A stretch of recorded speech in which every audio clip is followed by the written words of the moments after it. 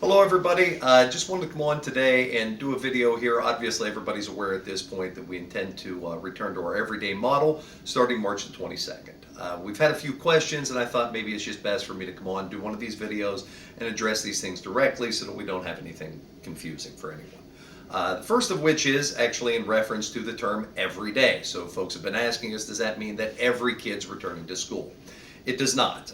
What we mean with the everyday model, so first of all, we chose everyday as the term because it fits with our motto, every ranger, every reason, every day. Probably the most accurate way to explain what we're doing. So we have the students currently in a 50-50 model. We have our green students, our gold students. We're just blending those groups together. So instead of green attending every other day and gold attending every other day, they're going to attend every day. Now, the students who are in our fully remote model, the online students, they have the option to return as well, but they do not have to. They can remain in the fully remote model. So that's an explanation there around the everyday model. Next question really kind of relates to that as well, the idea of our social distancing protocols, etc. So I really want to be very clear about this.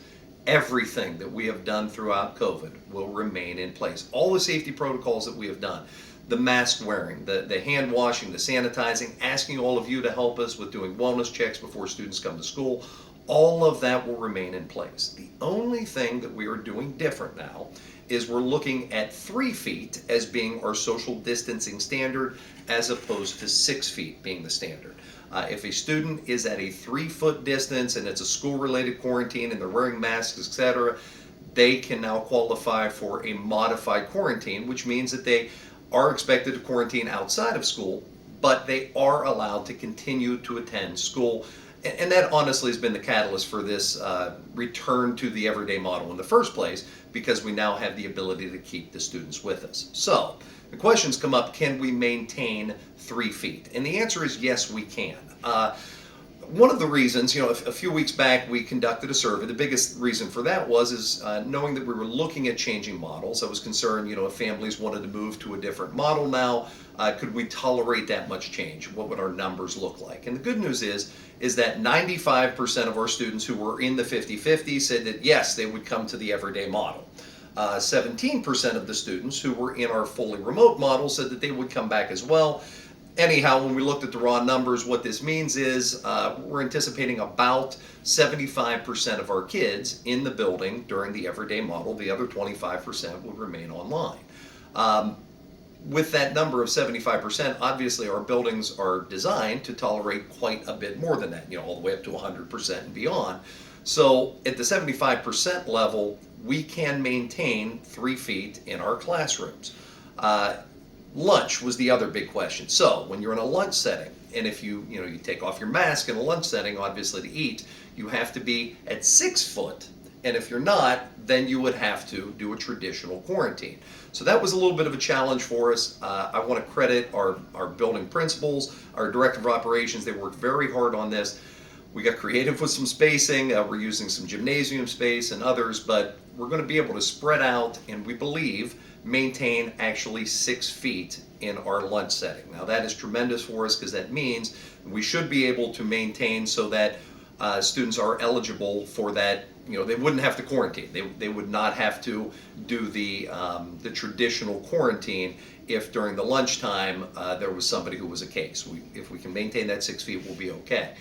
Now, ladies and gentlemen, if for any reason on a given day or in a given situation we fail to maintain a 6-foot standard at lunch or a 3-foot standard in one of our classrooms, for whatever reason, we always have the ability in that situation, just out of an abundance of caution, to go ahead and do a traditional quarantine. But obviously the goal is to maintain those distancing parameters so that we're able to keep our kids in school. So that's where we're going with those things, and I feel that we're going to be able to do that very effectively.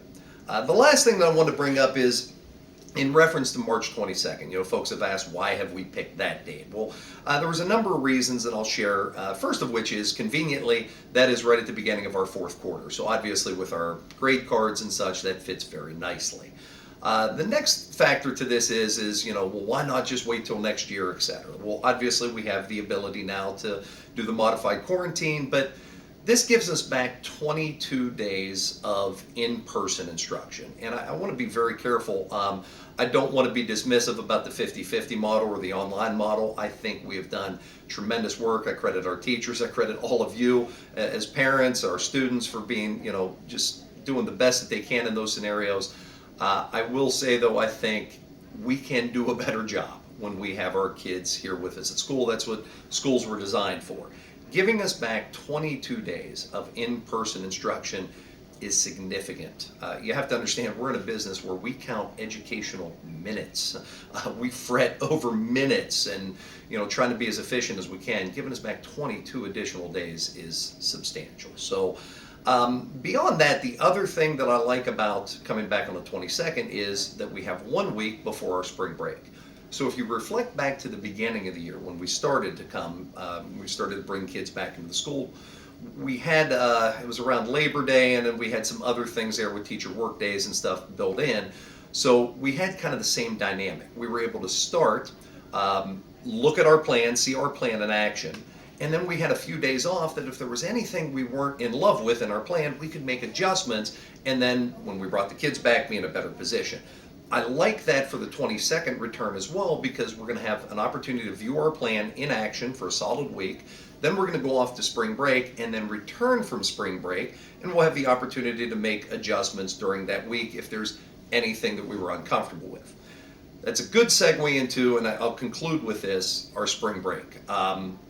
Folks, that feels to me like maybe our last real significant hurdle with this is the idea of spring break. Obviously, listen, that is an opportunity for congregate settings and the potential to spread the virus.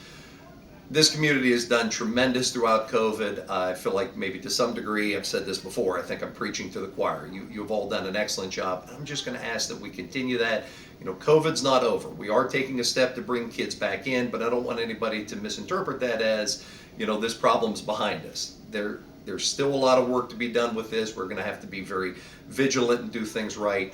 I do have the option, obviously, if the situation gets worse, we can go back into that 50-50 model, but the goal obviously is to try to stay in the everyday model for the remainder of the school year, and clearly we need your help to do that. So please make great decisions all the time, but especially during that spring break time. Ladies and gentlemen, we're here for you. If you have any questions, comments, concerns, whatever, don't hesitate to contact our buildings.